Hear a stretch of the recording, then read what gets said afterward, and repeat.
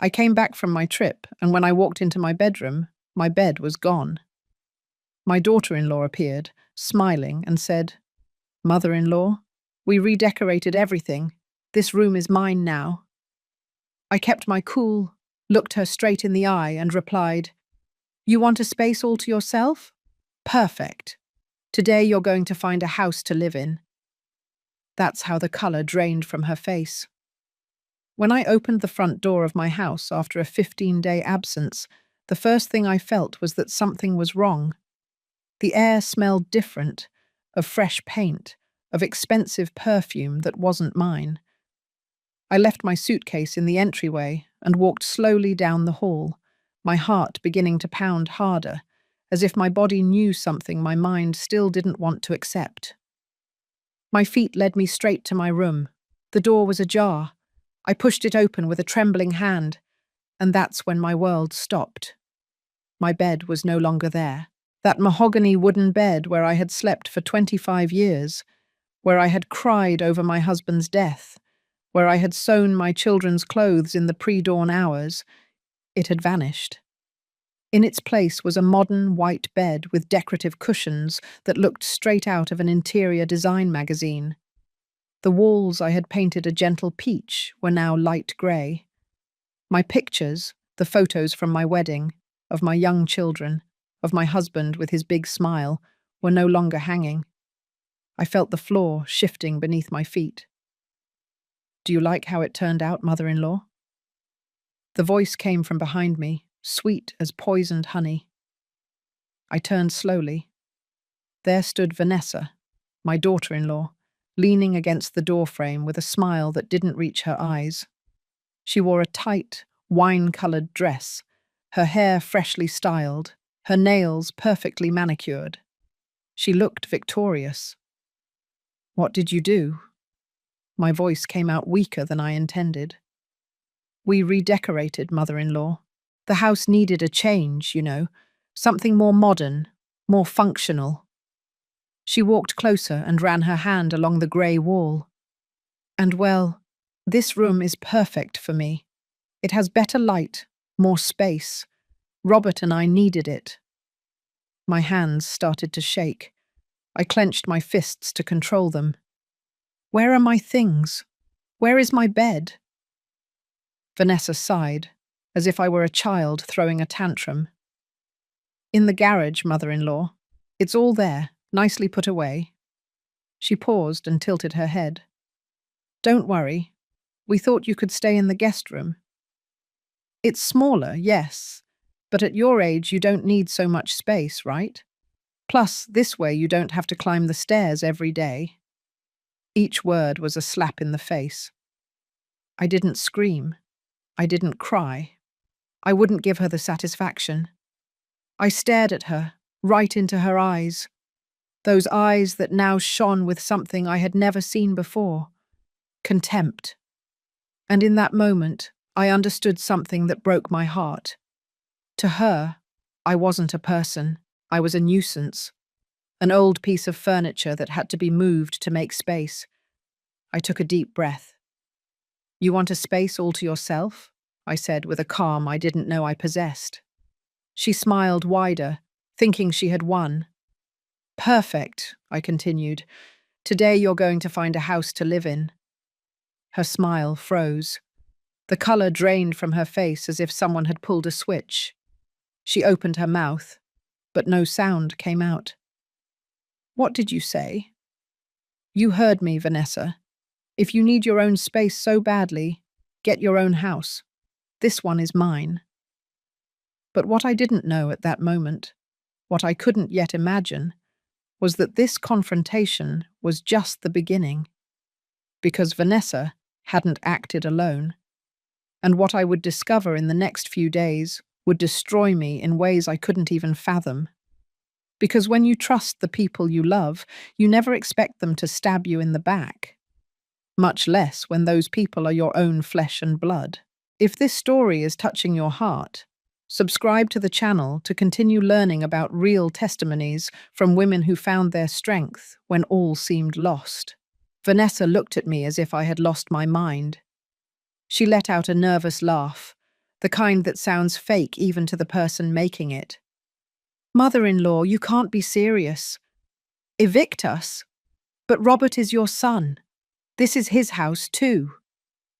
I bought this house, I said, and my voice was firm now. I paid for it brick by brick, with the sweat off my brow, and nobody asked my permission to touch my things. At that moment, Robert appeared in the hallway. My son, the boy I carried in my womb, who I raised alone after his father died, to whom I gave everything I had and everything I didn't. He was wearing sweats and a t-shirt, looking like he'd just woken up, even though it was already 3 in the afternoon.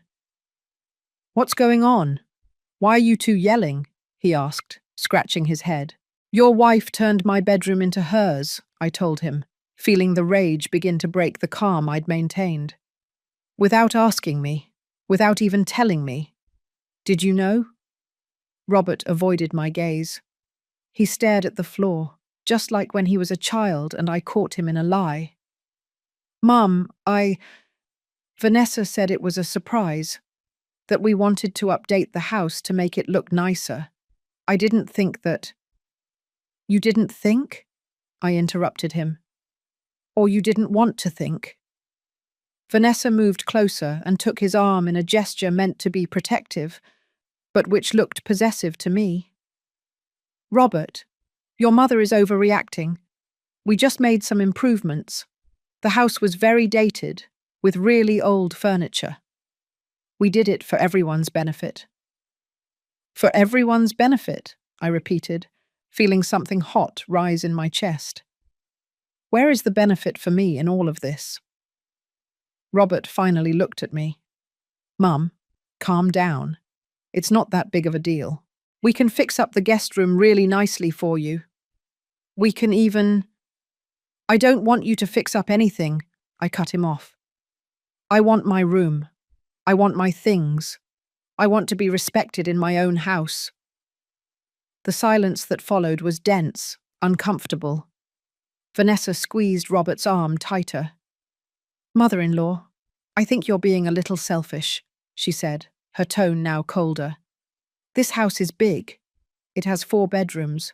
Why do you need the biggest one if you're alone?" "Robert and I need space. We're thinking of having a baby soon and—" "Then find your own house for that baby," I said. Robert sighed, frustrated. "Mum, don't be like that. Where are we supposed to go? We live here.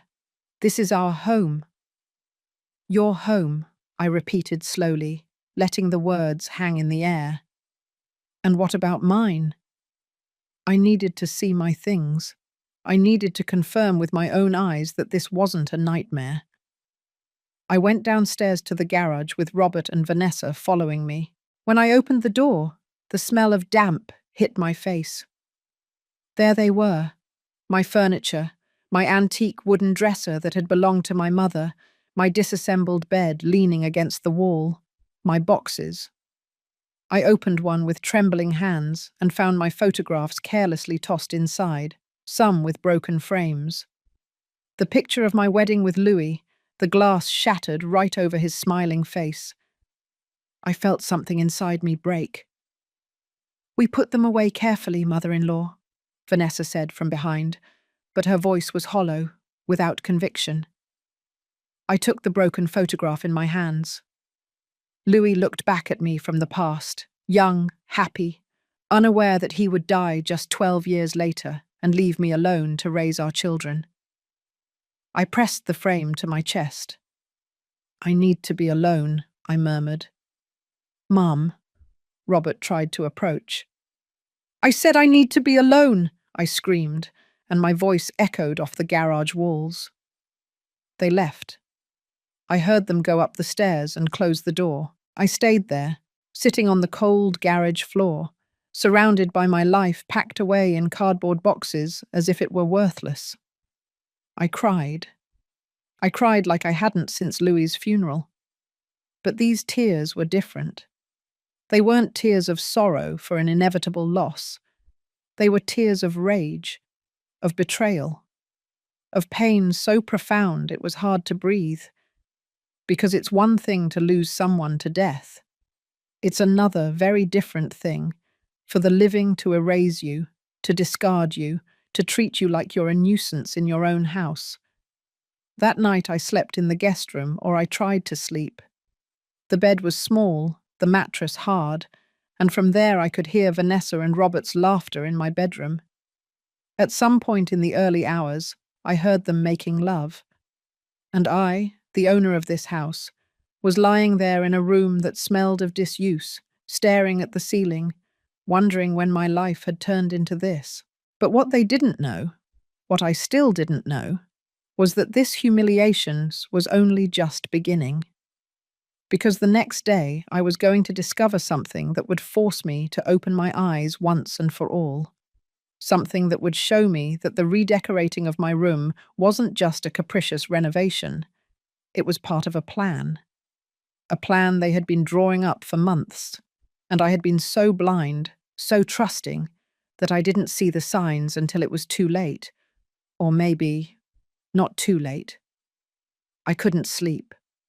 The hours passed slowly, heavily, as I tossed and turned in that small bed that creaked with every movement. At 4 a.m, I gave up. I got up and went to the kitchen to make myself some chamomile tea, the kind my mother used to make me when I was a child and couldn't sleep. The house was silent. All I could hear was the tick-tock of the wall clock that Louis had given me for our 10th anniversary. I sat at the kitchen table, the hot mug cradled in my hands, and memories flooded me like waves. I remembered when Louis and I were young and dreamed of having our own house. We lived in a rented 2-bedroom apartment in Brooklyn, with walls so thin we could hear everything the neighbors did. Louis worked as a mechanic, and I sold breakfast tacos in the mornings. We saved every dollar, every single dollar. I remembered the day we found the land. It was an empty lot in Staten Island, far from the city center, without utilities, but it was the only thing we could afford. $200,000 that took us 8 years to save. When we signed the deeds, Louis picked me up and spun me around in the middle of the dusty lot. "Here is where we'll build our future, my love," he told me. I was 32 years old. He was 35. We never got to build it together. 2 years after the accident, Louis died when a car ran a stop sign and hit him on his way to work. I was left alone with Robert, who was 15, and Lucy, who was 12. Without money, still without our own house, but with a piece of land and a promise I had made in front of his grave. Our children would have that home. I took 2 jobs, 3 sometimes. I cooked at a diner from 6 a.m. to 2 p.m. Then I cleaned offices from 4 to 9 in the evening. On weekends, I sold gelatin and cakes at children's parties. I slept 4 hours a day. My hands became calloused. My back started to hurt permanently, but I kept saving. Robert would tell me, "Mum, rest. The house doesn't matter." But it did matter. To me, that house was more than bricks. It was proof that Louis's sacrifice hadn't been in vain. It was my way of honoring his memory.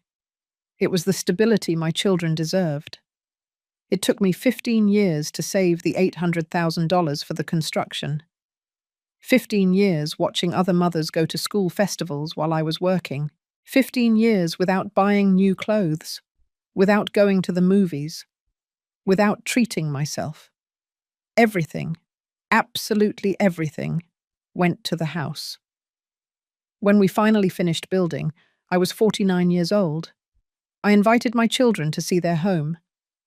Robert, already 30, came with Vanessa. They had been dating for 6 months. She walked in looking at everything with disinterest, as if it were just any house. She didn't know. She couldn't know that every tile in the bathroom had cost me a double shift, that every window represented a month without eating meat, that this spacious living room existed because I had worn broken shoes for 2 years. Lucy, though, cried. My daughter hugged me and whispered in my ear, "Mum, you did it. Dad would be as proud." Now, sitting in my kitchen at 4 in the morning, at 67 years old, and feeling every one of them in my tired body, I wondered, what had it all been for? To end up displaced in my own house? To have my daughter-in-law erase my history as if it meant nothing? To have my son allow me to be treated like this? The tears fell again, silent, bitter. I heard footsteps on the stairs. It was Robert. He came down in boxers and a t-shirt, his eyes puffy with sleep. He was surprised to see me. "Mum, what are you doing awake?" I didn't answer right away. I looked at him. I tried to see the child who used to hug me and tell me I was the best mum in the world in this 42-year-old man. But that child wasn't there anymore. "I can't sleep in that bed," I finally said. "My back hurts." Robert opened the refrigerator and took out some water. He poured himself a glass and stood there, without looking at me. "Mum, I know you're upset, but do you know how much this house cost me, Robert?" He stayed silent. "Do you know how many nights I worked without sleeping so you could have a roof over your head? How many times I skipped meals so you could eat 3 times a day?" "Mum, don't start with that." "No, son. I need you to understand." I stood up, feeling my knees protest. This house isn't just walls and a roof. It's my blood. It's my life. And you two are treating it like it's a property you can remodel on a whim. Robert put the glass down on the table harder than necessary. "And what do you want me to do? Tell Vanessa to undo everything?" "We already spent $150,000 on the remodel, Mum." $150,000? I froze. "What did you say?" "The paint, the furniture, the decorator, all that costs money." "And where did you get that money?" Robert looked away. "We have our savings." But something in his tone told me he was lying. I knew him too well. When he lied, he scratched the back of his neck and avoided eye contact, just like he was doing now. "Robert, look at me." He didn't. "Look at me." He looked up, and in his eyes I saw something that scared me. Guilt. Deep guilt. "What did you do?" I asked, feeling fear begin to crawl up my back. "Nothing, Mum. We just improved the house, that's all." "Did you use my money?" "No." "Then what?" Silence. A silence that weighed tons. Robert finished his water in one gulp and headed for the stairs. "I'm going back to sleep. You're being paranoid." I was alone again in the kitchen, but now fear had settled in my chest like a clenched fist. Because I knew my son, and I knew when he was hiding something from me. Something big. The next day, I was going to start looking for answers. I was going to open drawers, check papers, ask questions. And what I was going to discover would break my heart into even smaller pieces. Because sometimes the greatest pain doesn't come from strangers. It comes from the people who swore to love you. And when that betrayal is revealed, the world is never the same. For the next 3 days, I acted as if nothing had happened, as if I had accepted my new place in the hierarchy of my own home. I made breakfast, I cleaned, I smiled when I had to smile. But inside, every fibre of my being was on alert, watching, listening. Vanessa paraded around the house like a queen. She had appropriated not only my room but also my space in the kitchen. She moved my iron skillets, the ones Louis had given me, to the top cabinet where I could barely reach. She put her expensive ceramic pots in the spot where mine had always been. Small victories that she savoured every time I had to ask her for help reaching something. Robert left early for work and came back late. An engineer at a construction company, he earned well, But it was never enough for his expenses. It had always been like that. He spent more than he had. When he was young, I covered his small debts. He's young. He's learning, I told myself. Now he was 42 and still hadn't learned. On the third day, Vanessa went to the beauty salon. "I'm going to get my hair done, mother-in-law. I'll be back in 3 hours," she said, while applying lipstick in front of the foyer mirror. My mirror, the one I had bought at an antique market 20 years ago. Robert was at work. The house was empty, silent. It was my opportunity. I went up the stairs slowly, holding my breath as if someone might hear me. I went into what had been my bedroom. The smell of Vanessa's perfume saturated the air. It made me nauseous, but I pushed on. I opened the closet. All my clothes were gone. In their place, expensive dresses, designer shoes, bags that cost what I earned in a month when I was working. I closed the closet and went to the desk. It was a new, modern, glass piece of furniture. A closed laptop lay on top of it. I didn't touch it. I didn't know how to use those tech things, but I opened the drawers. Papers. Lots of papers. Furniture invoices. $45,000 at a luxury decoration store. Receipts for payments to an interior designer. $30,000. Receipts for imported paint. For curtains. For a lamp that cost more than my first car. And then I found something that chilled my blood. A manila folder. Inside, printed documents from the internet. Pages about possession rights for property improvements. Legal articles marked with yellow highlighter. When a family member invests significant money in property improvements, they can claim rights to the property, especially if there is prolonged cohabitation and the original owner is elderly. My hands started to tremble so much that I nearly dropped the papers. There were notes in the margins. Vanessa's handwriting. Lawyer consultation, $5,000. Document all improvements, photos before and after. I kept looking. Further back in the drawer, I found an envelope. Inside were photocopies of documents, the deeds to M and the house. But these copies had post-it notes attached, changed to joint name with a question mark. How much time of possession is needed? My throat closed up. I couldn't breathe. Vanessa hadn't just redecorated for the fun of it. She was building a case. She was documenting investments to claim rights to my house. To the house I had built with the sweat of 15 years of work.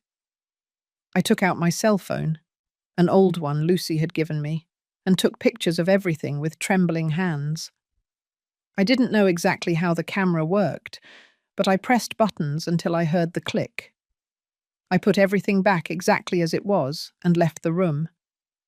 I went down to the kitchen. I poured myself a glass of water, but I couldn't swallow. The water got stuck in my throat, along with the knot of betrayal that kept growing and growing. I needed more information. I waited until night fell. Robert arrived at 9, tired. He went straight to take a shower. Vanessa was watching television in the living room, on my favorite couch, eating popcorn and letting kernels fall on the floor without picking them up. I went to bed early, or so I pretended. At 11 at night, I heard Vanessa talking on the phone. Her voice came from the backyard. I got up quietly and approached the guest room window that faced the garden. The thin curtains allowed me to see without being seen. There she was, walking among my geranium pots, the cell phone glued to her ear.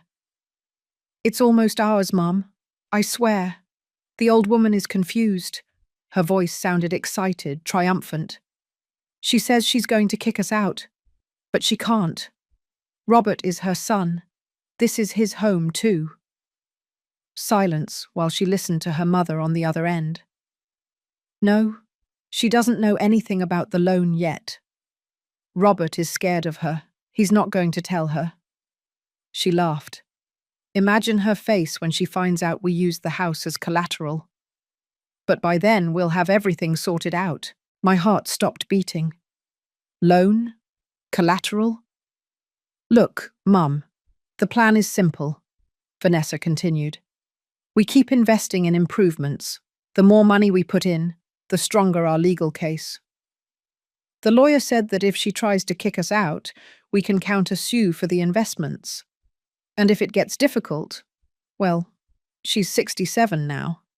How long does she have left? 5, 10 years tops. Afterward, this house will be worth more than $2 million with all the work we've done. We sell it and buy something better in a trendy neighborhood, just like you always wanted. Tears streamed down my cheeks, but I made no sound. I bit my fist to keep from screaming. Robert is a fool, but he's easily manipulated, Vanessa went on. His mother has him so traumatized that he'll do anything not to disappoint her. But I'm not manipulated. I know what I want, and I'm going to get it. More silence, then a laugh. Violent? Don't be dramatic, Mum. I'm just being smart. If she was foolish enough to let us live here free all these years, that's her problem. We're just taking advantage of the opportunity. Free? She said, Ray. As if the 3 years they had lived here I hadn't cooked for them every day. As if I hadn't done their laundry. As if I hadn't paid the electric, the water, the gas. As if I hadn't given Robert $50,000 when he needed the down payment for his car because his credit was rejected. I moved away from the window before I could hear any more. I went back to my small bed and lay there, staring at the ceiling, my heart beating so loudly I could hear it in my ears. Now I knew the truth. It wasn't just the dispossession of a room. It was a calculated, meticulous plan to take my house, to keep the only thing I had left in this world. And Robert knew. My son knew and hadn't said anything to me. That night I made a decision. I wouldn't yell. I wouldn't cry anymore. I wouldn't give them the satisfaction of seeing me broken. I was going to be smart. I was going to plan. And when I attacked, it would hurt so badly that they would never forget what it feels like to betray the person who gave you everything. But first, I needed help, and I knew exactly who to call. The next day, bright and early, I dialed a number I hadn't used in months. The phone rang 3 times before it was answered. Mum, are you okay? Lucy's voice sounded worried. I never called her that early. Honey, I said, and my voice broke despite my efforts to sound strong. I need you to come home. I need your help, and I need you to come now. Lucy arrived 2 days later. She couldn't come sooner. She had scheduled hearings at her law firm in Chicago, but she promised me she would come on the weekend. Those 2 days were the longest of my life. Vanessa noticed that something had changed in me. I no longer smiled at her. I no longer pretended everything was fine. She watched me with suspicion, like a cat that knows the mouse is planning an escape. Is everything okay, mother-in-law? She asked me Thursday morning while I was making breakfast. Perfectly, I replied without looking at her. You seem tense. I'm fine. She put her coffee cup down on the counter with a dry thud. Look, mother-in-law, if you're still upset about the room, I think you're being very immature. It's time to get over it. Things change. You're getting old. You need to adapt. I turned to look at her. She was wearing designer athletic wear that cost what I earned in a week selling breakfast tacos 20 years ago. Her hair was pulled back in a perfect ponytail. Her nails were freshly done, all paid for with money my son went into debt to give her. You're right, I said with a calm that surprised me. Things change. She smiled, thinking she had won again. She had no idea what was coming. On Friday night, Vanessa gave me the news. Mother-in-law, some friends are coming for lunch tomorrow. We're going to be in the living room and we need privacy. Can you stay in your room? Oh, and if you could prepare something good, we'd appreciate it. You know, your turkey meatloaf is good. Make that. It wasn't a question. It was an order. Robert was sitting on the couch watching football on TV. He didn't say anything. He didn't even turn to look at me. What time? I asked. Around 1 in the afternoon. And mother-in-law, please put on something presentable. Not that old robe you always wear. That night I barely slept. I knew Lucy would arrive in the morning. I knew I just needed to hold on a little longer. But I didn't imagine that before my daughter arrived, I was going to endure the biggest humiliation of my life. Saturday, 11 in the morning. I started preparing the turkey meatloaf, ground turkey with the touch my mother taught me, mashed potatoes, green beans. The smell filled the house. At 12:30, the doorbell rang. Vanessa rushed to open it. 4 women her age came in, all dressed up, perfumed, laughing loudly. They were carrying bottles of wine and bags from an expensive boutique. "Welcome to my house," Vanessa said, emphasizing the "my" while glancing at me. They settled in the living room. I set the meatloaf out on the dining counter, thinking they would come and get it. But Vanessa came into the kitchen and motioned with her hand. "Mother-in-law, take them to the living room, and bring us the wine too." I froze. "What?" "Serve us in the living room. We don't want to get up." I took a deep breath. I picked up the tray with the plates and walked out. Vanessa's friends looked at me with curiosity. "Oh, that looks delicious," said one of them, a blonde with sunglasses on inside the house. I served the plates. I went to get the wine. When I returned with the bottle and glasses, Vanessa was showing her friends her new room. "Come on, I'll show you how it turned out. It's gorgeous." The 5 of them went up the stairs. I stayed downstairs, feeling my stomach churn. I could hear their voices and laughter from the 2nd floor. "It's beautiful, Val." "And this was your mother-in-law's room?"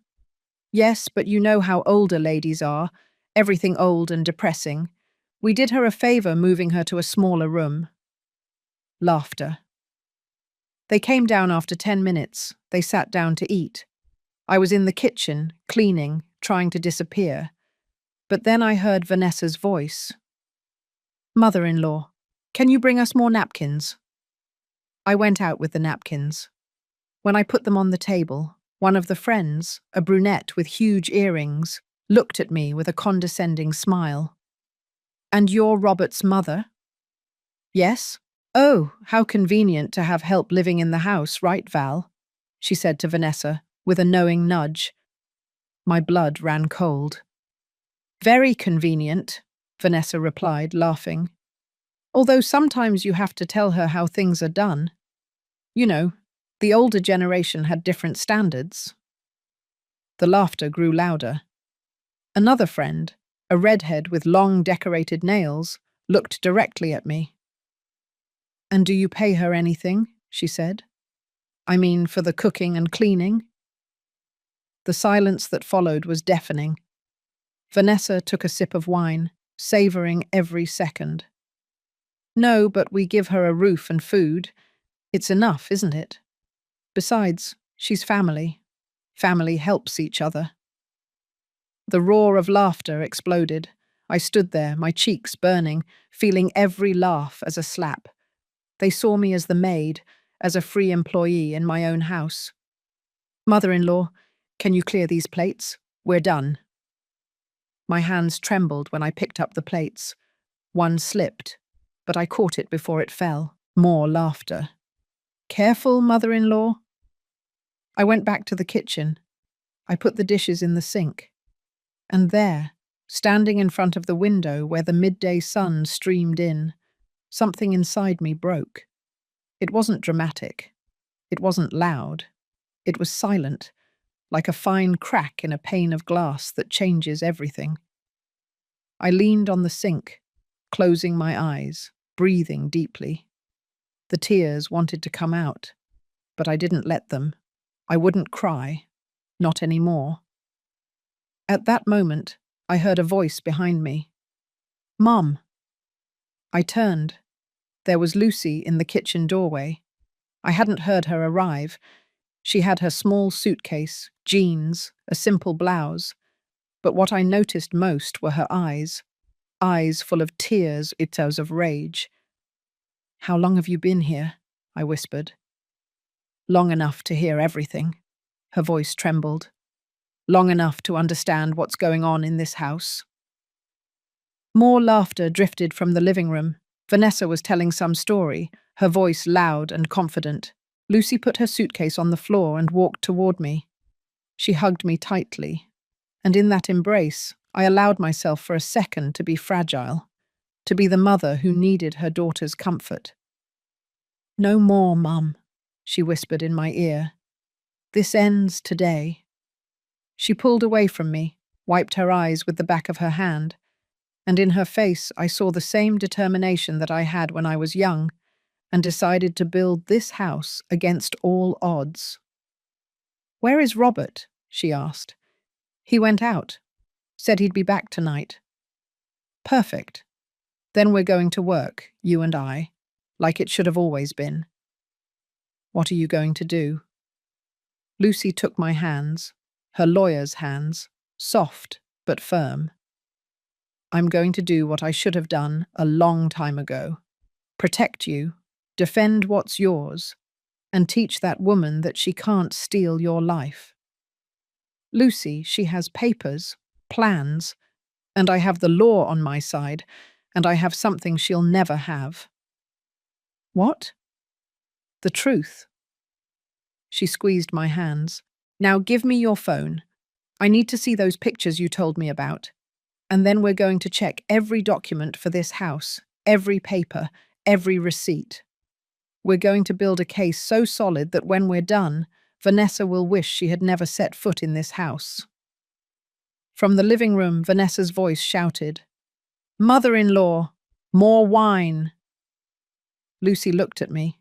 I looked at her, and for the first time in days, I smiled. Not a happy smile, a war smile. "You go," I told Lucy. "Introduce yourself. I want to see her face when she knows I'm not alone anymore." My daughter walked out of the kitchen with firm steps. I followed a few feet behind her. Vanessa was pouring more wine when she saw Lucy. Her smile froze. "Lucy? What a surprise." "Hello, Vanessa," my daughter said, her voice cold as ice. "I came to spend a few days with my mum. I hope you don't mind if I use my old room." "Oh, wait. Right. It's yours now, isn't it?" The silence in the living room was absolute. Vanessa's friends looked at us, not understanding what was happening. Vanessa tried to regain control.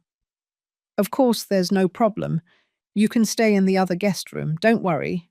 Mum and I have settled into the room." Lucy smiled, but it wasn't a kind smile. "We have a lot to talk about. Legal things, about property, inheritance, that sort of thing. Right, Mum?" All eyes turned to me. "That's right, honey," I said, and my voice came out firmer than it had in days. "Lots of things to check." I saw the colour drain from Vanessa's face, and I knew she knew. She knew her game was over, that the foolish, manipulable mother-in-law, who could be stripped of everything, had just called in reinforcements, and those reinforcements weren't going to play fair. Vanessa's friends left half an hour later. The atmosphere had become uncomfortable, tense, like when everyone knows a storm is about to break, but no one wants to be the first to talk about it. Vanessa saw them off at the door with fake kisses and promises to see them soon, but I could see her hands trembling as she closed the door. Lucy and I were sitting at the dining room table. My daughter had pulled out her laptop, a thin silver one that shone under the light, and had spread papers all over the table. I had given her my phone with the pictures I took from Vanessa's desk. "This is serious, Mum," Lucy said, while examining the images, enlarging them with her fingers on the screen. "Very serious." Vanessa walked into the living room. She had taken off her heels and was walking barefoot, trying to look casual, but I noticed how her eyes kept darting to the papers on the table. "What are you doing?" Lucy looked up. "Reviewing documents, Mum's legal matters. Don't worry." "What documents?" "The house documents," I replied, looking straight at her. "The deeds, the payments, everything that proves who owns this property." Vanessa crossed her arms.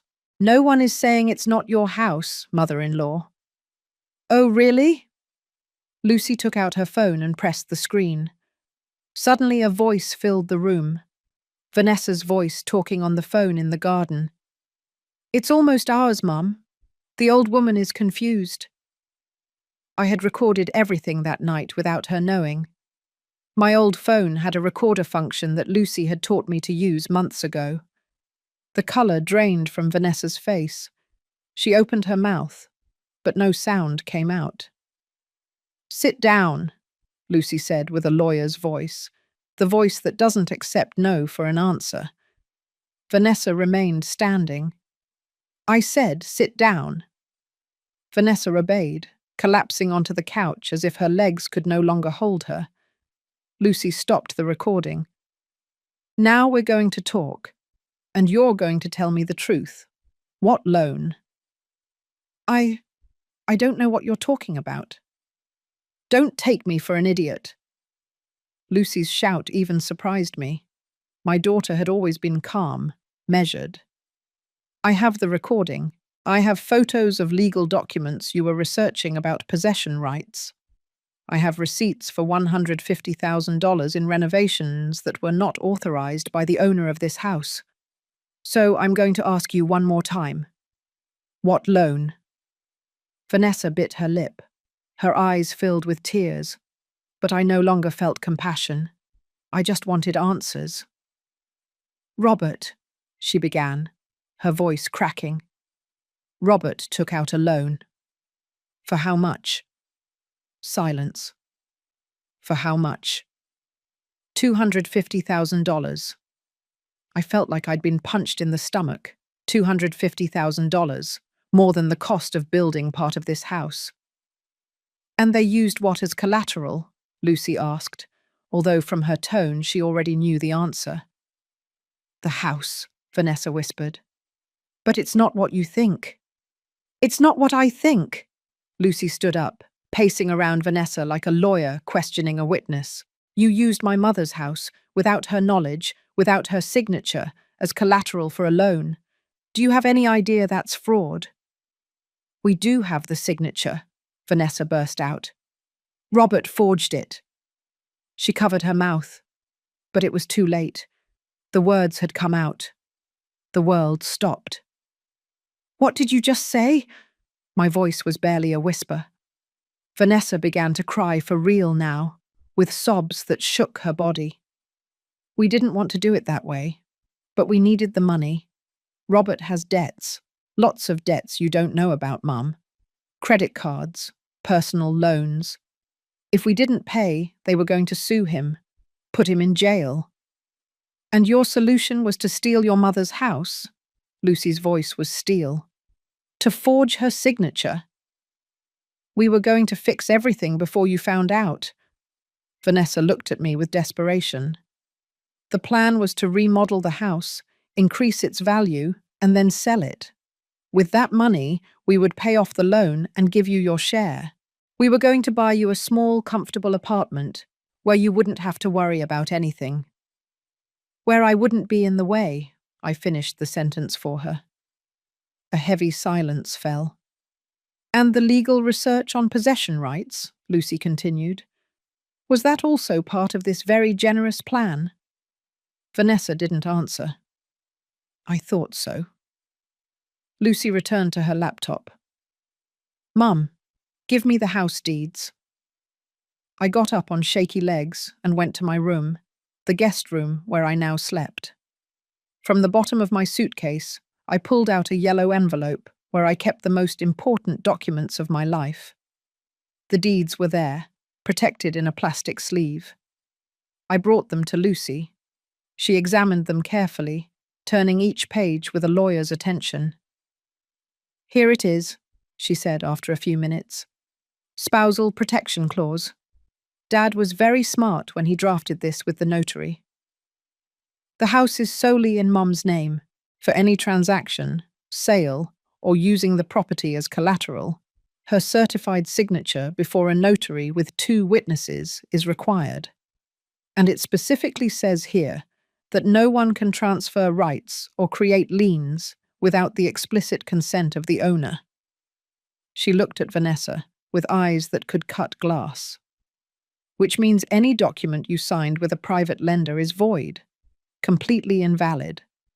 And if you forged my mother's signature, you are not only committing property fraud, you are committing a federal crime. Vanessa was pale as death. Please, please don't do this. Robert is your brother. Robert is a thief, Lucy said coldly, and you are his accomplice. The front door opened. Robert walked in with a grocery bag, whistling carelessly. He stopped dead when he saw the 3 of us in the living room, the tension so thick you could cut it with a knife. What's going on here? Sit down, Robert, I told him, and my voice no longer trembled. It was filled with something new, disappointment so profound it had turned into strength. Mum, Sit down. He sat next to Vanessa. My son, the boy I carried for 9 months, who I breastfed, who I watched over when he had a fever, who I defended from bullies in school, the boy who once told me that when he grew up, he would build me a castle.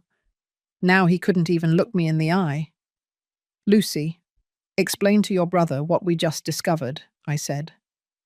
My daughter pulled out a folder and began to read aloud. Every document, every receipt, every piece of evidence of their betrayal, the $150,000 in renovations, the legal documents investigating how to dispossess me, the $250,000 loan with a forged signature, Vanessa's recorded conversations planning to keep my house. With every revelation, Robert sank further into the couch. When Lucy finished, the silence was absolute. Even the birds outside seemed to have stopped singing. Is it true? I asked my son. Is all of this true? Robert covered his face with his hands. Mum, the debts. I didn't know what to do. I was going to pay you back everything, I swear. You didn't answer me. Did you forge my signature? He looked up. His eyes were red. Yes. That simple word fell like a stone into a bottomless well. Then this is what is going to happen, Lucy said, taking control. You have 48 hours to leave this house. You will take only your clothes and personal belongings. All the furniture you bought with the fraud money stays here. You can't kick us out, Vanessa shouted. This house belongs to Robert too. It's his inheritance. It was his inheritance, I corrected her, until he decided to rob me while I was alive. Mom, please. Robert knelt in front of me. Real tears streamed down his face. Please, give me another chance. I'll fix everything. I'll get the money. You'll do what, Robert? You'll give me back my dignity. You'll erase the fact that you allowed me to be treated like a maid in my own house. You'll make me forget that you signed documents with my name without my permission. Mom, no. I stood up. For 42 years, I gave you everything. My youth, my health, my entire life. And when I finally needed you to care for me, to respect me, you chose to betray me in the worst possible way. Mom, I love you. Love doesn't steal. Love doesn't lie. Love doesn't plan to dispatch its mother to a small apartment to keep what she built. Robert was sobbing on the floor. Vanessa was on the couch, staring at the wall. Lucy took out some papers from her folder. Here is the document you will sign. It's an agreement where you recognize that you have no right to this property, that all improvements were made without authorization, and that you commit not to initiate any legal action against my mother. If you don't sign it, we file charges for property fraud with the district attorney tomorrow." "And if we sign it?" Vanessa asked, her voice barely audible. "If you sign it and leave without any trouble, we won't sue you. It's that simple." Robert looked at the document. Then he looked at me. "Mum, if I sign this, will you forgive me someday?" The question hung in the air, and I wondered, could I forgive something like this? Could I ever trust the son who had betrayed me this way again? "I don't know," I answered honestly. "Maybe someday, but not today, and not soon." Robert took the pen Lucy offered him. With a trembling hand, he signed the document. Vanessa did the same, her tears staining the paper. 48 hours, Lucy repeated. "And if you dare to damage anything, steal anything, or cause any trouble, we forget the agreement and you go straight to jail." They got up like zombies and went upstairs. We listened to them walk around on the second floor, open drawers, talk in whispers. I slumped onto the couch. The entire weight of the last few days hit me all at once. I started to tremble. Lucy sat next to me and hugged me. "It's over, Mum. It's over." But I knew it wasn't over. That the next 2 days were going to be a living hell. That watching my son pack up his life and leave the house I built for him was going to break me in ways I couldn't even imagine. But I also knew something else. That for the first time in a long time, I wasn't alone. And that this battle, finally, I was going to win. The next 2 days were a silent torture. Robert and Vanessa moved through the house like ghosts, avoiding my gaze, packing their belongings into cardboard boxes they had gotten from the grocery store. The sound of the adhesive tape closing the boxes became the soundtrack of those 48 hours. Lucy didn't leave my side for a moment. We slept together in the guest room, holding each other like when she was a child and had nightmares.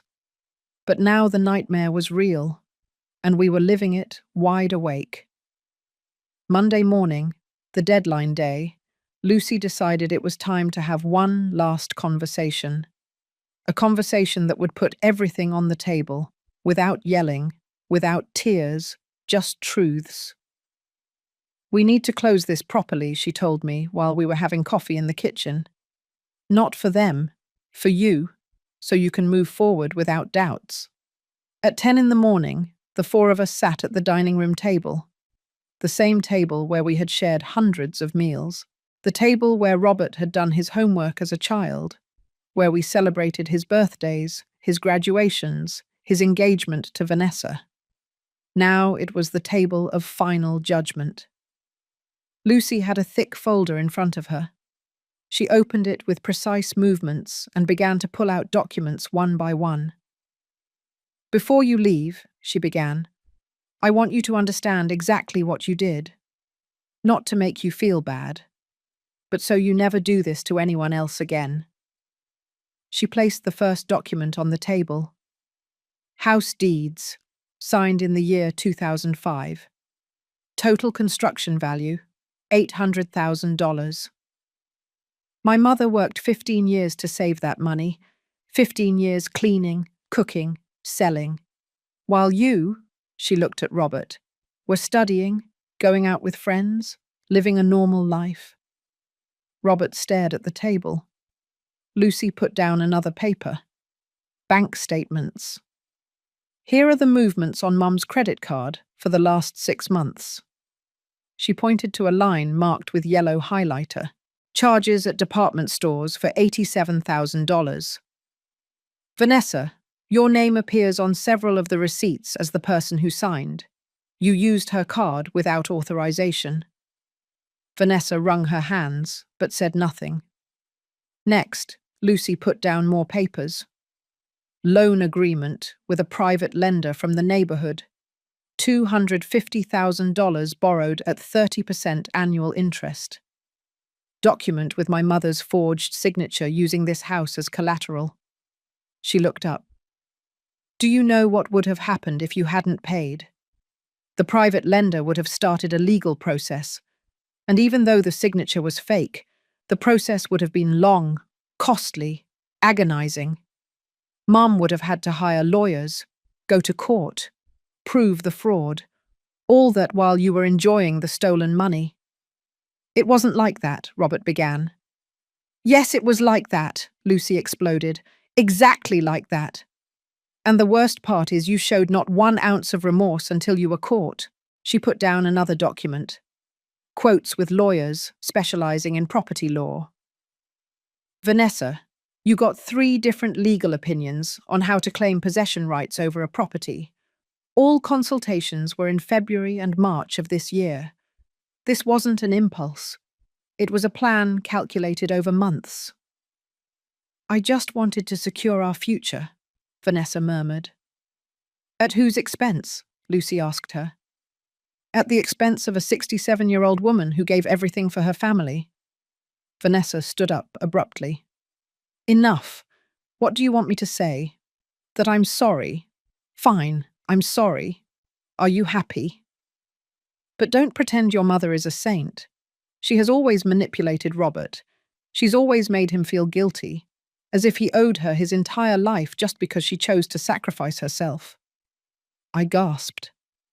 How dare you? I started. It's the truth. Vanessa had red cheeks, her eyes blazing.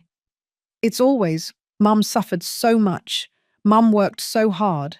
Mum sacrificed so much. And you know what? Yes, she did. But that was her choice. Robert didn't ask her to work herself to death. He just wanted a mother, not a martyr who charges him for every dollar invested. Robert put his hand on her arm. Val, stop. No, Robert. I'm not going to be quiet anymore. She turned toward me. I know we made mistakes. I know we messed up. But you're not perfect either, mother-in-law. Always trying to control Robert's life. Always interfering in our marriage. Always comparing me to your perfect life of sacrifice. The words stung. They stung because there was a small truth in them. Maybe I had been too present. Maybe I had used my sacrifice as an emotional weapon without realizing it. You're right, I said, and they all looked at me, surprised. I'm not perfect, and maybe I did make mistakes as a mother. Maybe I pressured you too much. Maybe I reminded you too many times of everything I did for you.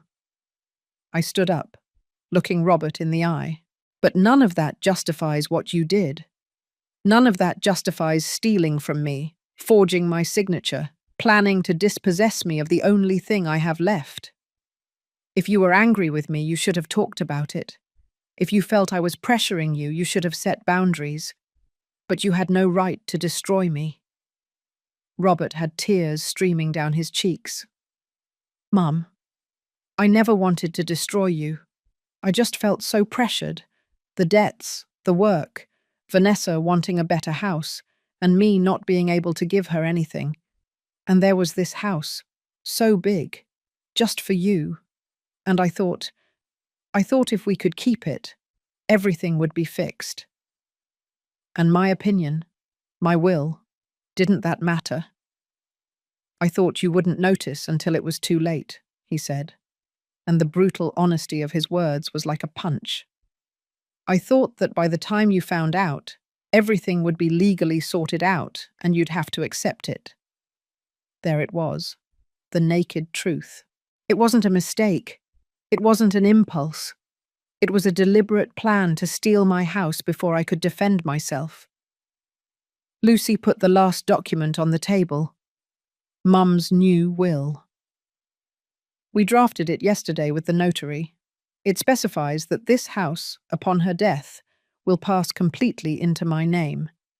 Robert is explicitly excluded from any inheritance related to this property. You can contest it if you want, but with all the evidence we have, you won't win. Robert turned pale. You're disinheriting me? Yes, I replied, and my voice didn't tremble. Because a son who steals from his mother doesn't deserve to inherit anything from her. But you always said the house was for your children, for both of us. It was for my children, but you chose to stop being my son the day you forged my signature. The silence that followed was devastating. Robert broke down, deep sobs shaking his entire body. Vanessa hugged him, but even she seemed to understand there was no turning back. "You can go," Lucy said. "Your deadline was an hour ago. We gave you extra time, but no more. You have 2 hours to finish packing and leave. After that, if you're still here, we call the police." Robert got up, stumbling. He looked at me one last time. "Is there anything I can do for you to forgive me?" The question hung in the air, and I wondered, what could he do? What action could erase this betrayal? "I don't know, Robert. Maybe with time. Maybe if you prove with actions, not with words, that you understand what you did. But that doesn't mean you'll live here again. It doesn't mean I'll include you in my will again. Some things, once broken, never go back to being the same. But I'm your son, and I'm your mother, and you betrayed me." I took a breath. "Now go, please, before I regret not pressing charges." They went upstairs for the last time. Lucy and I followed them to supervise that they didn't take anything that wasn't theirs. We watched them put the last things into their suitcases, dismantle their decorations in my bedroom, watch as Vanessa took down the expensive curtains she had bought, the framed photos of the two of them, the modern lamp. When they finished, they brought the suitcases down. 4 large suitcases, 3 boxes. That was all they took from 3 years of living here. Robert loaded everything into his car parked outside. A car for which I had given him the down payment 2 years ago. Before getting in, he turned one last time. "Mum, take care." "Robert," I said, and closed the door. I stood there, on the other side, listening to the engine start, to him driving away, to my son leaving my house, maybe forever. Lucy hugged me from behind. "You did the right thing, Mum." "Then why does it hurt so much?" I whispered.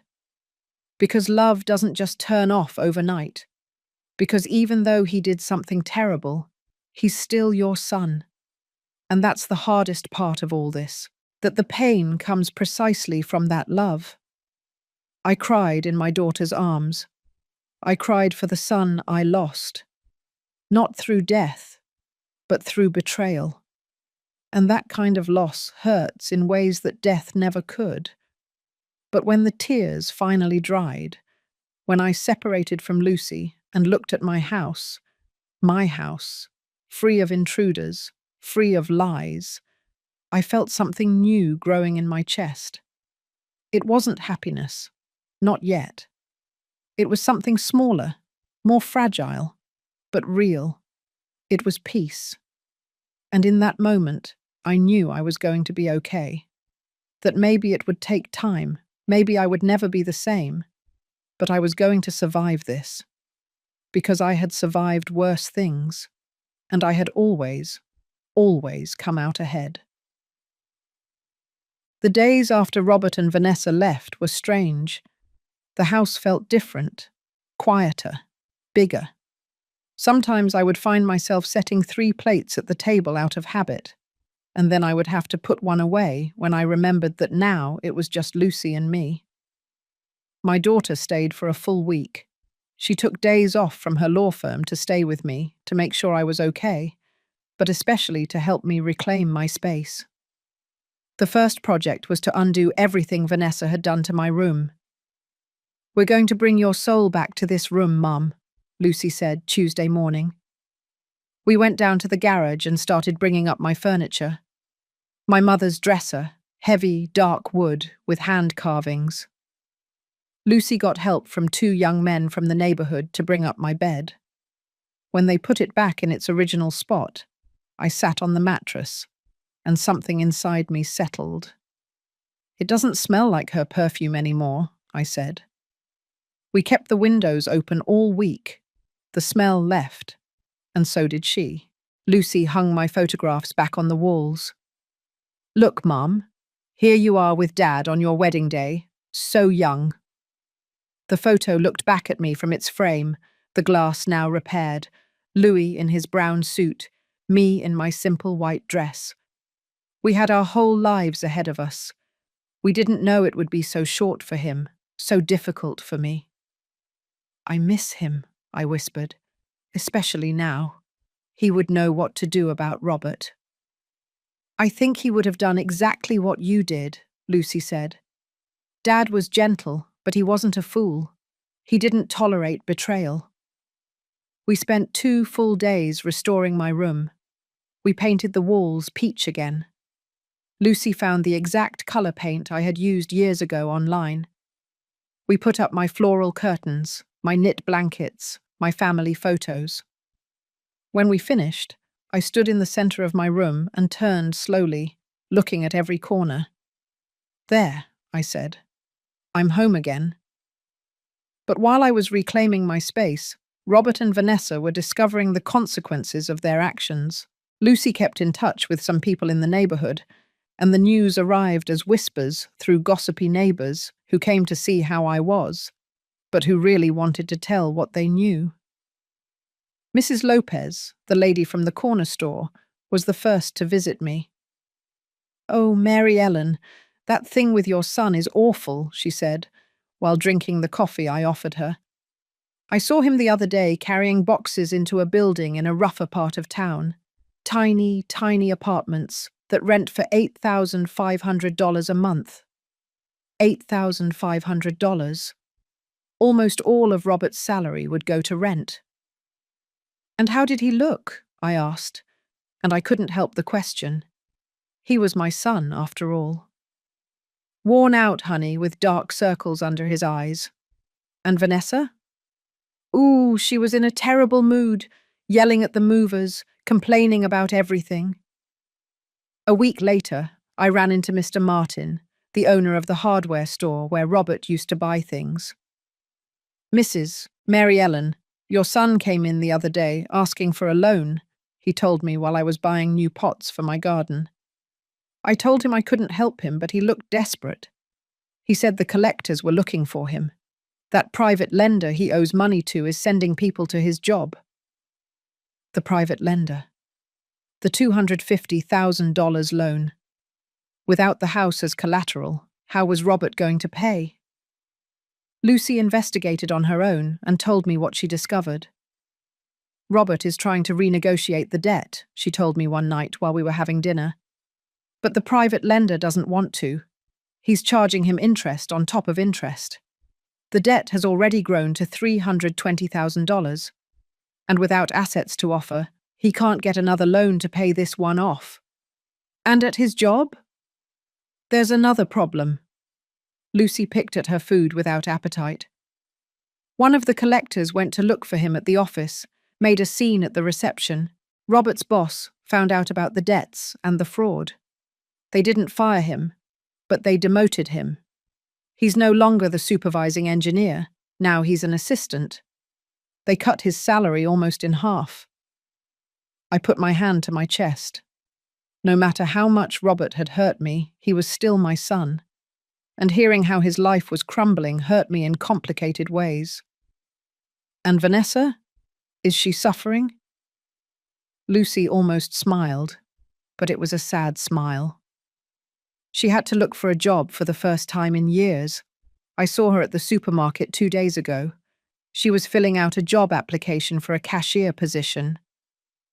The image of Vanessa, always so well dressed, so boastful, working as a cashier was hard to imagine. 2 weeks after the eviction, I received a call. It was an unknown number. I hesitated before answering. "Hello?" "Mary Ellen, it's Clara, Vanessa's mother. Please don't hang up." Vanessa's mother, the one who told her daughter she was smart for trying to steal my house. "What do you want?" "I need to talk to you." Her voice sounded tired. "Can we meet? I have nothing to talk about with you. Please, just half an hour. I promise it's worth it."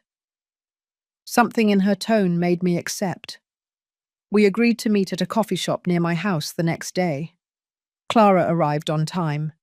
She was a woman my age, well dressed, but her face was marked by exhaustion. She sat across from me and ordered a black coffee. "Thank you for coming," she said. "You have 20 minutes," I replied coldly. She sighed deeply. "I've come to ask for forgiveness, on behalf of my daughter, and on my own." Forgiveness? I knew what Vanessa was planning. She told me everything, and instead of stopping her, I encouraged her. Her eyes filled with tears. I thought she was being shrewd, that she was securing her future. "I didn't think about you. I didn't think about the fact that we were destroying a family." "And now you do think? Now I see my daughter broken, crying every night, working jobs she hates, living in an apartment where you can hear everything the neighbors do. And the worst part is, Robert blames her. He says it was all her idea, that he never would have done anything if she hadn't pressured him." "And was it like that?" Clara shook her head. "I don't know. I think they were both to blame. But Robert is a coward. He prefers to blame her than accept his responsibility. And Vanessa, my daughter, is paying a very high price. As she should." "I know." Clara took her coffee with trembling hands.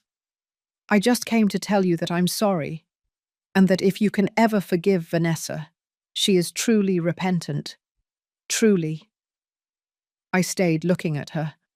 This woman who had encouraged her daughter to rob me, who had participated in the plan.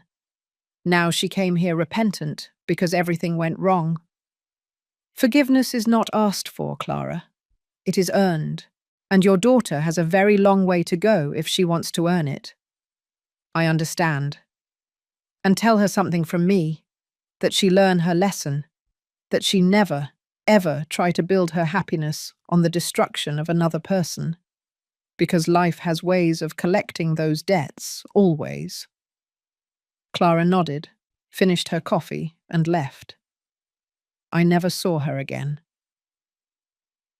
That night, Lucy and I had dinner in the garden. I had bought fairy lights and hung them in the trees, even though it wasn't the holiday season. I just wanted my house to feel joyful again. "How are you feeling, Mum?" Lucy asked.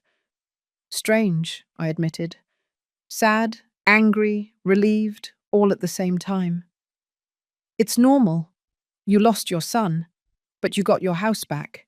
It's a painful exchange. Do you think Robert will ever come back? That he'll truly apologize?" Lucy thought about it. "I don't know, Mum. Maybe.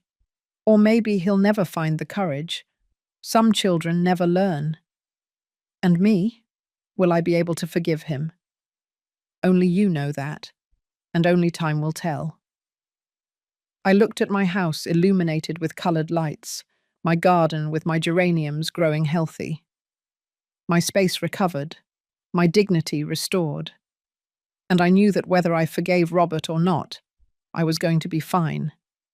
Because I had learned the most important lesson of all, that love doesn't mean allowing abuse, that setting boundaries isn't cruelty, that protecting yourself doesn't make you a bad mother, it makes you human, and it makes you strong.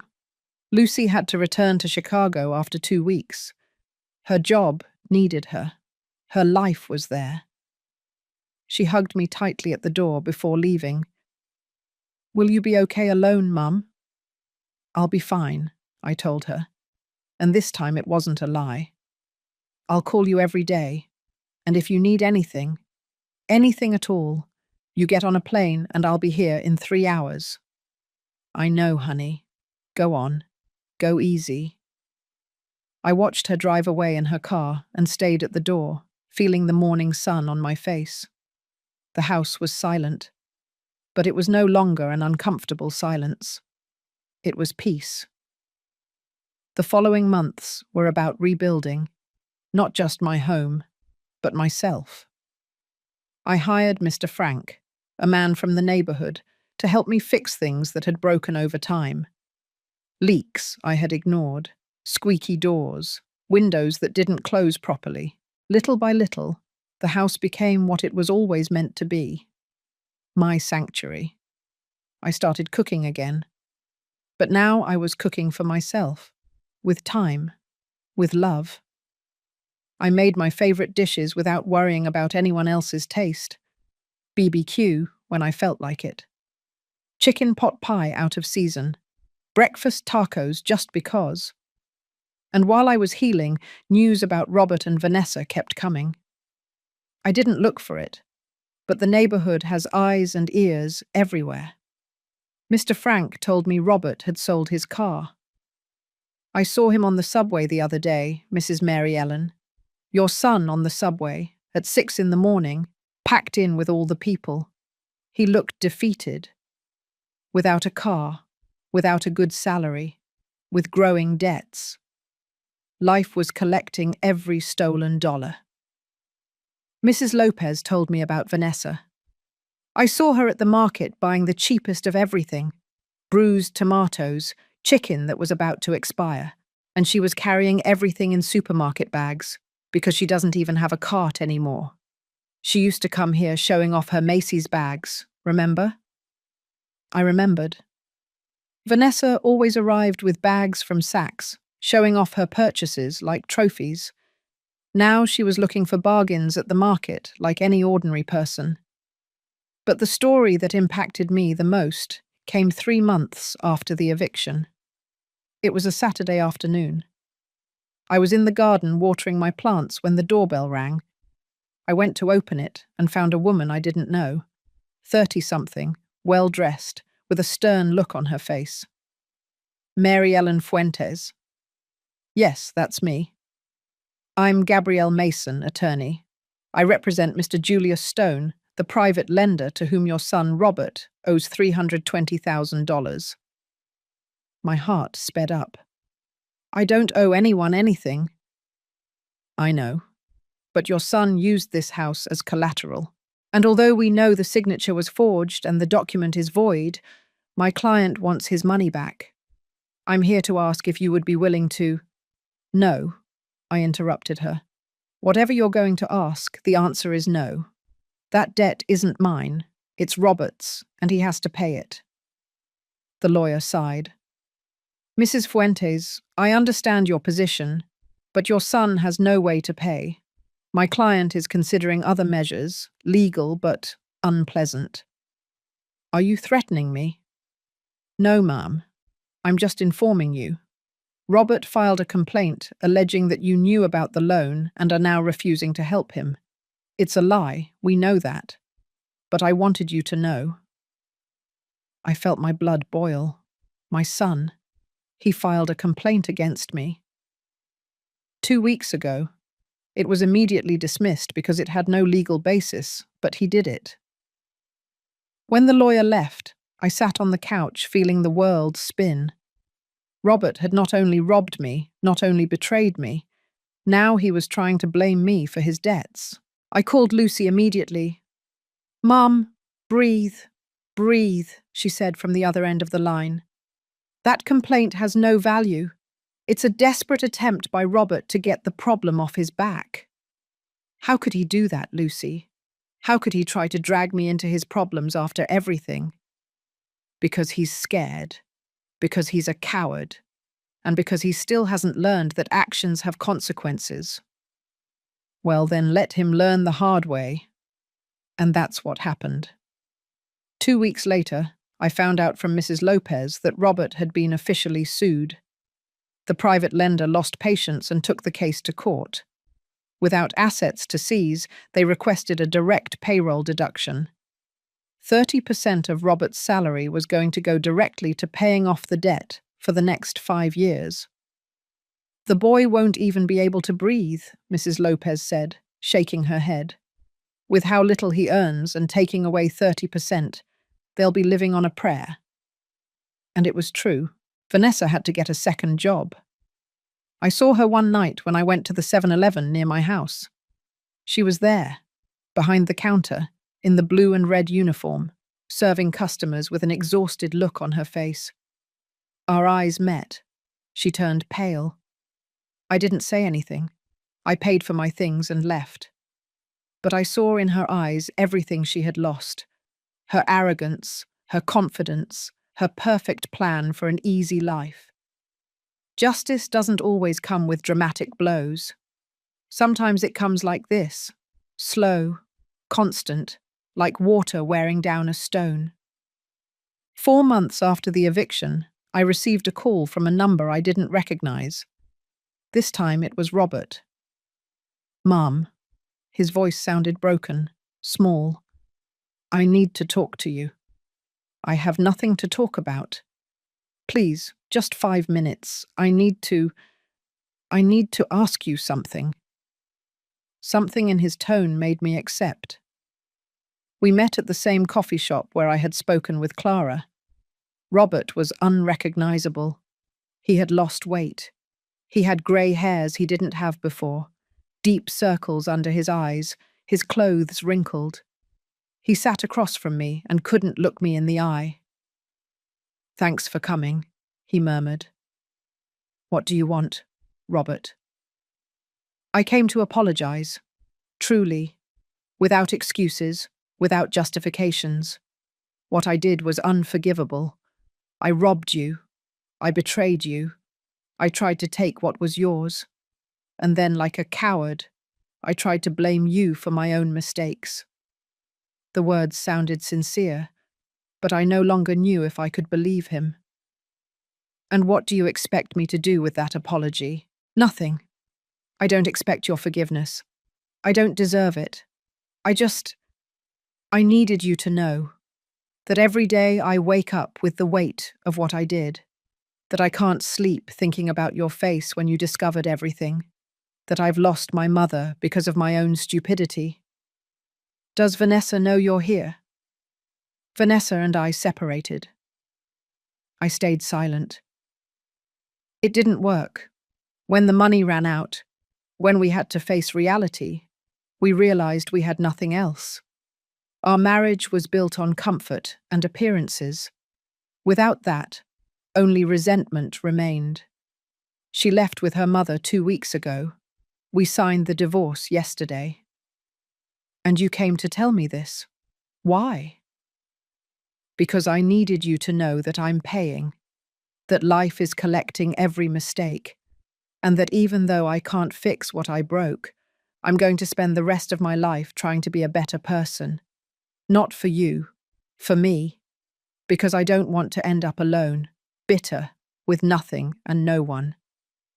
I stayed looking at him, my son, the man who had been a sweet child who brought me flowers from the garden, the one who hugged me and told me I was his hero. Where had that child been lost? "Robert, I don't know if I can ever completely forgive you. I don't know if our relationship will ever go back to what it was. But," I took a breath, "I wish you peace, that you learn from this, and that you never, ever do to anyone what you did to me." "Does that mean—" "It doesn't mean anything yet. It means I'm open to seeing what you do with your life from now on. Words are easy, Robert. Action are what count." His eyes filled with tears. "Thank you, Mum. It's more than I deserve." He got up to leave. Before exiting the coffee shop, he turned around. "I love you, Mum. I've always loved you. And I'm so sorry I hurt you." I watched him go, walking slowly with his shoulders slumped, and I felt something strange in my chest. It wasn't forgiveness. Not yet.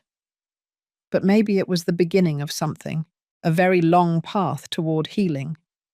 Because poetic justice doesn't always mean total destruction. Sometimes it means giving someone the opportunity to rebuild from the ashes of their own mistakes. And maybe, just maybe, Robert would succeed. Or maybe not. But that was no longer my responsibility. My only responsibility now was to myself. And for the first time in a long time, I was fine. 8 months have passed since Robert and Vanessa left my house. 8 months that feel like an eternity. Now, when I wake up in the mornings, the first thing I do is open the curtains of my room and let the sun in. The light fills the space and touches every object I recovered. My mother's dresser, the photographs on the walls, the knit bedspread my sister gave me when we inaugurated the house. Everything is in its place, and so am I. I've learned to live alone again. It's not sad loneliness, the kind that crushes your chest. It's chosen solitude, peaceful, mine. Lucy comes to visit me once a month. She stays for the weekend, and we cook together, like when she was a child. She teaches me how to use my phone better. Now I can even make video calls. She shows me pictures of her life in Chicago, of her work, of her friends. She tells me her plans, and I listen with pride, knowing that at least one of my children grew up to be a good person. "Mum, you have to meet someone," she told me on her last visit. "You can't stay cooped up here forever." "I'm not cooped up, honey. I'm where I want to be. But a companion, some friends, something." I smiled at her. "I have friends. Mrs. Lopez and I play dominoes on Thursdays. I joined a church group that does crafts, and Mr. Frank invited me to the Saturday dance afternoons at the community centre." "Really?" Lucy looked at me, surprised. "And you went?" "I went once," I laughed. "I danced a waltz with a very kind gentleman named Arthur, 72 years old, widowed, with 3 daughters who live in the States. He stepped on my feet twice, but it was fun." My daughter hugged me. "Oh, Mom, I'm so glad to see you like this. After everything that happened, I thought you were going to be bitter, angry at the world." "I was angry, for a long time, but anger is like a poison you drink, hoping it will kill the other person. It only poisons you." I looked out the window at my garden. I decided I had already lost enough time. I wasn't going to lose any more fueling grudges. That night, when Lucy went to sleep, I stayed alone in the living room. I pulled out an old box from under my bed. Inside were all the letters and drawings Robert had made me when he was a child. "To the best mum in the world," one said in his crooked, childlike handwriting. A drawing of the 3 of us, Louis, Robert, and me, holding hands in front of a house. I cried, not from rage, from sadness, because that child existed, that love existed. And even though adult Robert had betrayed me, the child for whom I was once everything was also real. I put the box away again. I didn't throw it out. Maybe someday I would need it to remember that people are complicated, that we can love and hurt, that we can be good and make terrible mistakes. Robert has called me 3 times in these 8 months. Short conversations, uncomfortable at first. He tells me he got a new job, better paid, at a small construction company, that he's living in a rented room, alone, learning to cook, that he's going to therapy to understand why he made the decisions he did. I haven't given him false hope. I haven't told him all is forgiven, because it's not. But I listen to him, and maybe, with time, we can build something new, not what we had before. That died, but maybe something different, more honest, more real, or maybe not. And that's okay too, because I learned that a mother's love doesn't mean sacrificing yourself until you disappear. It doesn't mean letting people walk all over you because they're your flesh and blood. True love includes boundaries. It includes respect. It includes the dignity of saying, enough is enough. This house that I built with my own hands, brick by brick, dollar by dollar, is no longer just a building. It's a symbol. It's proof that I can survive impossible losses, that I can get up when I'm knocked down, that my worth doesn't depend on whether my children acknowledge me or not. I am worthy because of who I am, because of what I built, because of the battles I won and the ones I lost, because of every scar I carry with dignity. Now, when I walk through my house, I touch the walls and whisper to them, "We resisted, you and I. We resisted together." And it's true. The other day, Mrs. Lopez told me Vanessa had left the neighborhood, that she moved to another state with her mother, that she left everything behind and started from scratch. I wish her the best. Seriously. Because holding a grudge is like carrying stones. They only weigh you down. Mr. Frank told me he saw Robert at Mass last Sunday. He looked different, Ma'am. More humble, more present. Maybe he's changing, maybe not. Time will tell. But I'm no longer waiting for anyone to change to be happy. I no longer need my children's validation to know I was a good mother. I did the best I could with what I had. I gave everything I had to give, and if that wasn't enough for Robert, that's his problem, not mine. Tonight, I sat in my garden with a cup of chamomile tea. The coloured fairy lights that I never took down illuminate the trees. It's cold, but I like to feel the fresh air on my face. It reminds me that I'm alive, that I survived. And as I sit here, thinking about everything that happened, everything I lost, and everything I gained, I come to a simple but powerful conclusion. It was worth it. It was worth fighting for what was mine. It was worth setting boundaries even though it hurt. It was worth saying no even though they called me selfish. It was worth defending myself even if it meant losing, temporarily or forever, the relationship with my son. Because at the end of the day, when I close my eyes in my bed, in my room, in my house, I can sleep in peace. I don't have to wonder who is going to try to dispossess me tomorrow. I don't have to tiptoe around in my own home. I don't have to pretend everything is fine when it's not. I am free. And that freedom, that peace, is priceless. Today I want to say something to all of you who are listening to me. To all the women who have given so much, who have sacrificed so much, who feel like they can't take it anymore. You have the right to set boundaries. You have the right to say stop. You have the right to protect what you built with your own hands, with your own sweat, with your own tears. You are not bad mothers for demanding respect. You are not bad people for defending yourselves. You are not selfish for putting your well-being first. Generosity is beautiful. Sacrifice is noble. But when that generosity turns into abuse, when that sacrifice erases you as a person, when you give so much that there's nothing left of you, then it's not love. It's self-destruction. And you are worth more than that. Your children, your partners, your relatives, they have to learn that respect is not asked for. It is demanded. That love without respect is not love. That family doesn't mean infinite tolerance for abuse. If someone tries to strip you of what is yours, whether it's a house, your dignity, your peace, you have the right to defend what belongs to you. And if that means distancing yourself from people you love, if that means being alone temporarily, if that means they call you harsh or bitter, so be it. Because chosen solitude is 1,000 times better than company that destroys you.